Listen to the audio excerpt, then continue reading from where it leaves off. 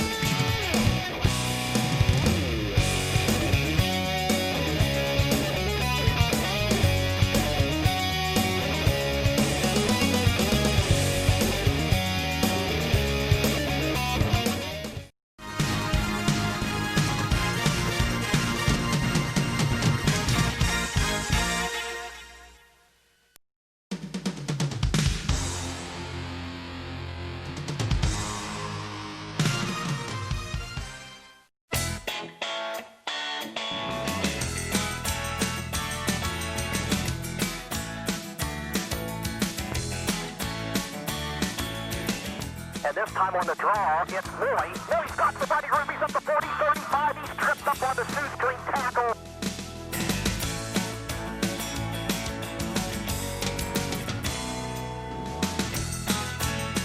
This time the inside handoff around the left side. It goes to Horton. Horton's on the loose. He's up to 10. He's up to 5. And he is in the end zone for the touchdown.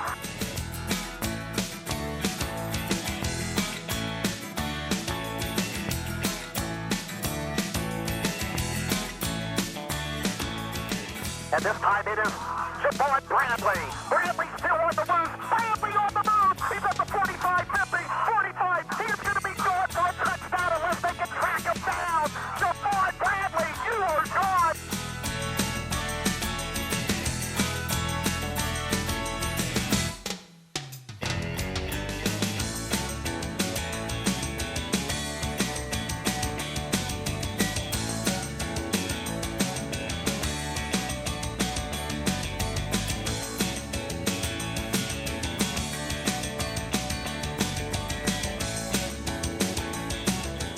I formation.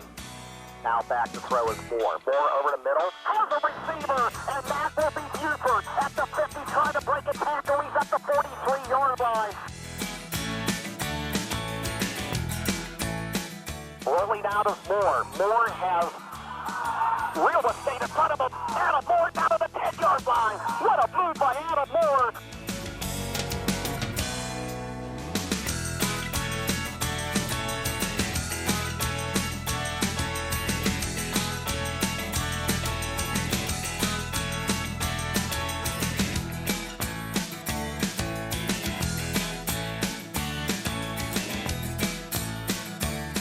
backs are split. Waldron trying to get to the corner. He's got some room, and it's going to be an easy score. Nate Waldron has added 6 to the lead.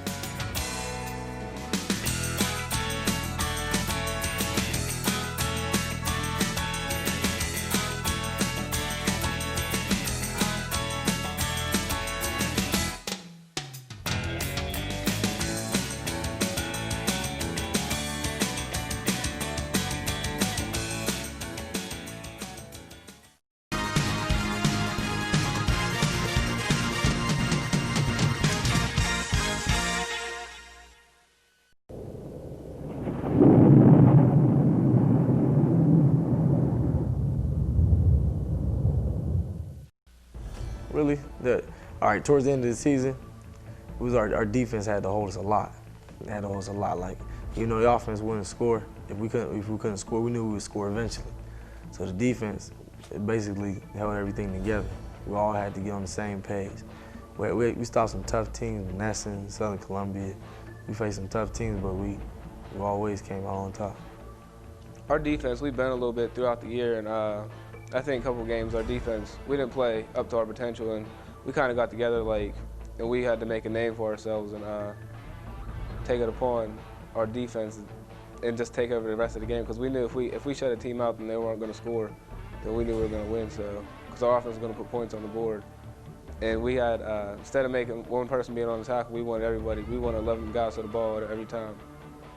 Yeah, even though we might have given up a play, but you know, our mentality was that we had to come back in and we couldn't let it happen again, so we had to stick it to them next play too.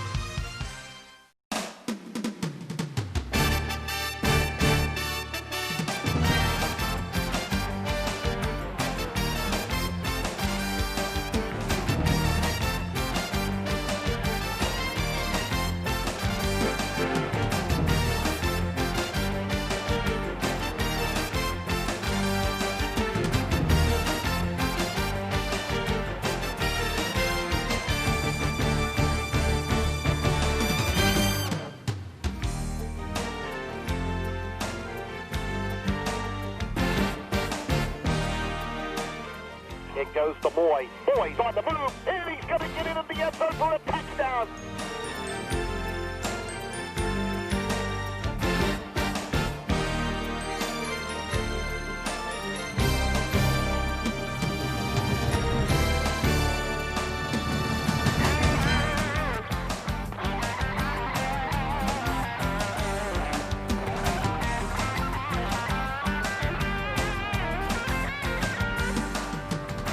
Quick drop, Moore over the middle, and it's caught by Mitchell Goettman, touchdown.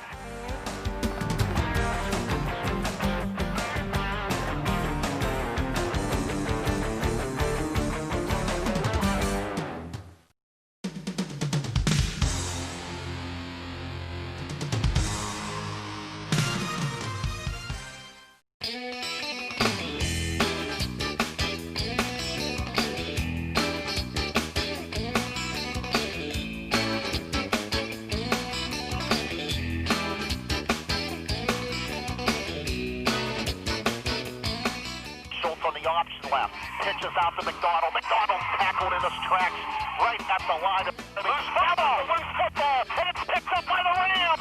And is it going to be a touchdown?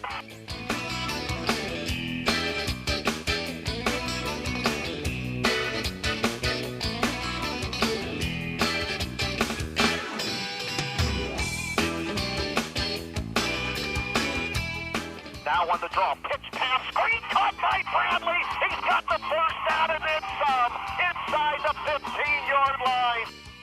Quick drop, Moore's pass, he's got Foley at the 25, cuts inside 20, 15, down to the 12-yard line.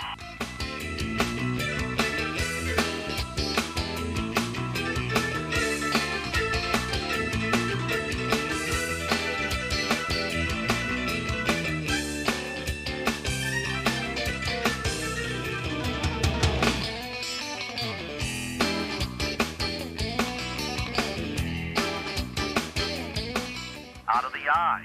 Now Moore thrown in the end zone. Has a receiver Buford touchdown.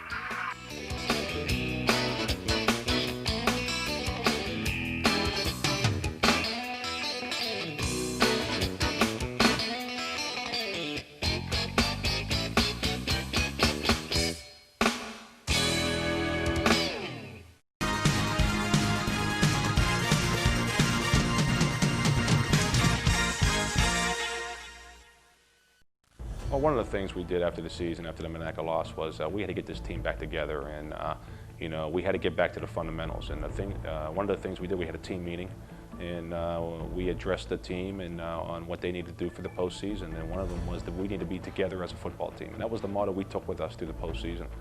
In 2000, it was every player, every play. And in 2001, I felt this team wasn't together coming out of that Monaco game, and I had to make sure that we had to make sure that they had to come back together. And that's the motto we used. We put our seniors out in front of the group when they were let out. We ran out together. We did things together. We complimented each other together. We hung around together. We had to start doing that in the postseason, because in the postseason, it's 1 and out. We figured out one loss, you know, we couldn't lose anymore after that. One loss and we were out, so we really had to get motivated and forget about the bridge game after that. It was actually a reality check. I felt that we started to get the big head, and everybody was starting to get the big head, and it was what we needed at the time. I didn't want to lose, but we lost, and it helped us find out that, hey, we can be beat, and we're not untouchable. It helped everybody realize that we have to play hard to win. Everybody's not just going to give it up to us and just say, oh, this is Rochester here, you can have a win. We had to play hard, and we had to work to our best ability and not just think that everything's going to be given to us.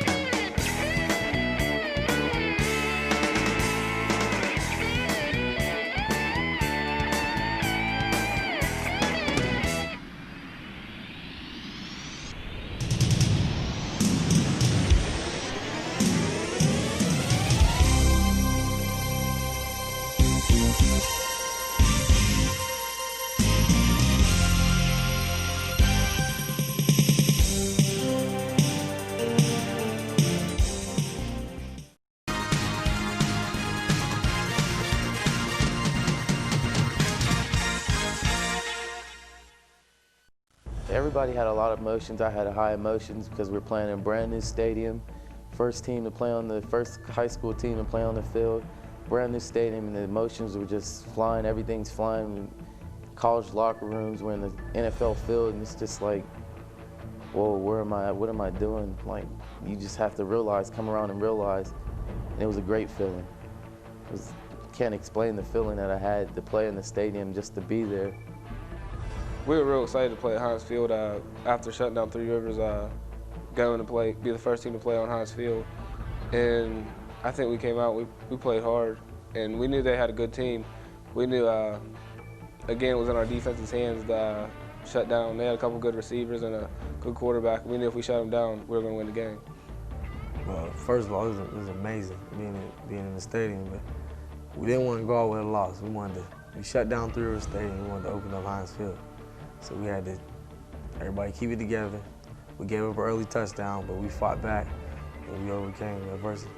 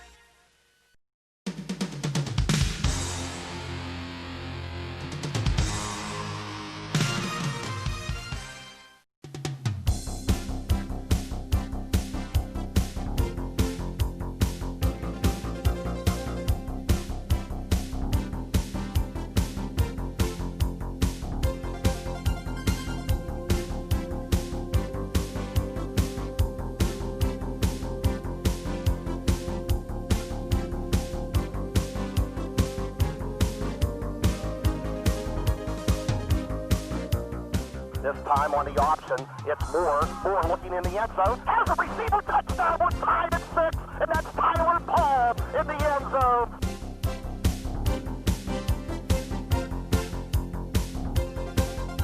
Boyd breaks it to the outside. He's at the 45-50, 45-40. Can they get him? No! Jermaine Boyd's going to go the distance for the touchdown. The first play after the touchback. Jermaine Boyd explodes.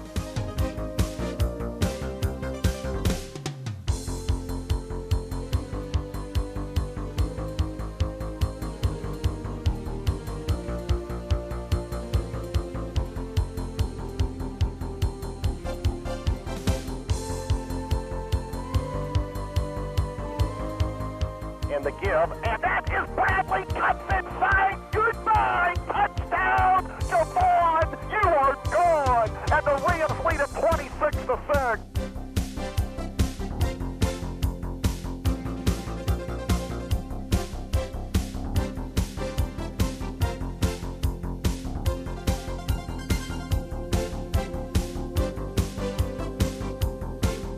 This time, the handoff will go to Bradley. Bradley turns the corner. He's at the 10, down inside the 5. He steps out of bounds at the 1-yard line.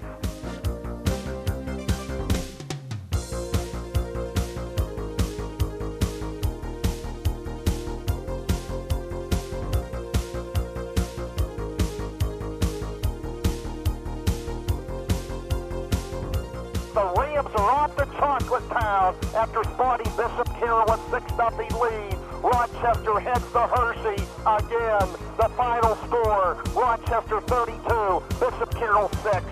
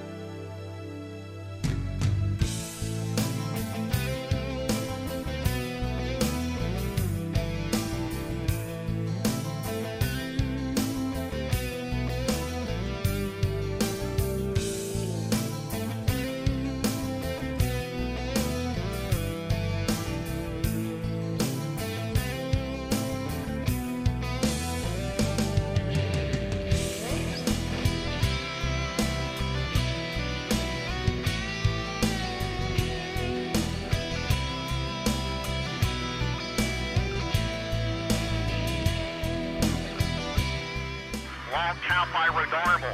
This time on third down, he's back to pass. He has all kinds of time. His pass over the middle, it's too high, and it's picked off by Bradley at the 50. Javon at the 40. He still won a seat at the 35. Cuts inside at the 30. He's at the 25 to 20. He's going to be gone for a touchdown. Javon, you are gone, and 6-0 Rochester. And it was the old tip drill. The ball was tipped, and Bradley with the great vision pulls it in, and the Rams take the lead. 3 wideouts left. Moore's in trouble. Look out. He gets it to Bradley, and Bradley breaks the tackle. He's at the 25. He's to the 30. First down at the 34. They finally get a first down.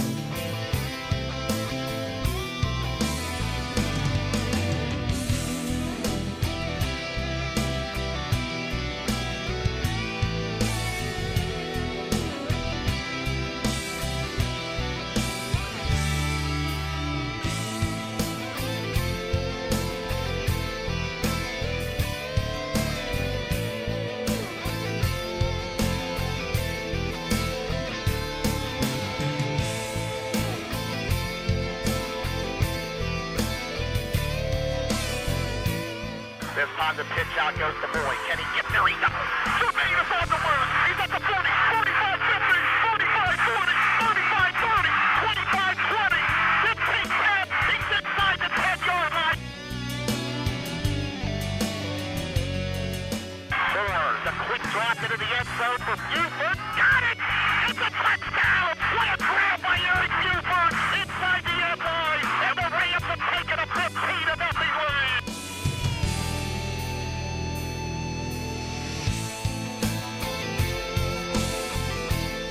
For the third time in 4 years, the Rochester Rams are state champions again. The Rams have won back-to-back. They've done it 3 times in 4 years. Jim Frederick, the final score. Rochester 16, Southern Columbia nothing.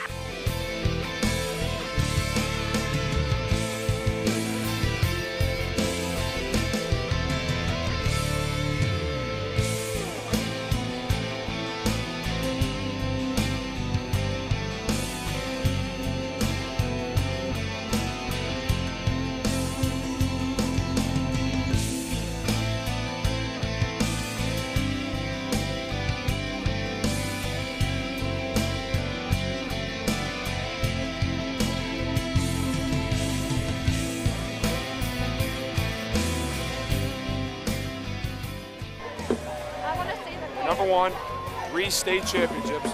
The first time in the history of Pennsylvania Class A that nobody's ever won 3 state championships. Guess what? The Rochester Rams did it.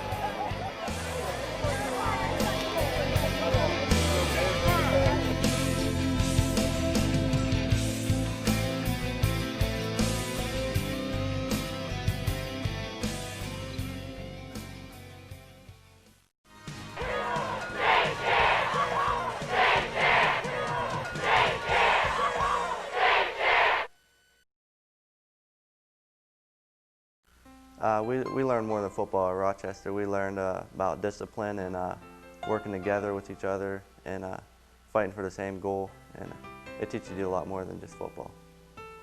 I think it taught us a lot. By playing together, learn to battle adversity. Like whenever you're down, don't ever give up. Just keep coming back and fighting harder, and maybe it'll go your way. It's just been a great last 2 years. I've been blessed for the last 2 years to be able to win 2 state championships. My coaching staff, I've got a great one, and I've had some great people around me and some good players. But championships aren't won just by luck. You know, you have to have a lot of ingredients, and our kids were willing to pay the price to do that.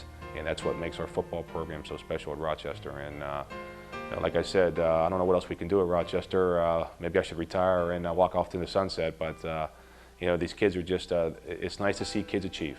I think that's the most important thing. When I see my kids at Rochester achieve, and then they can move on to be successful in life, then that's what it's all about.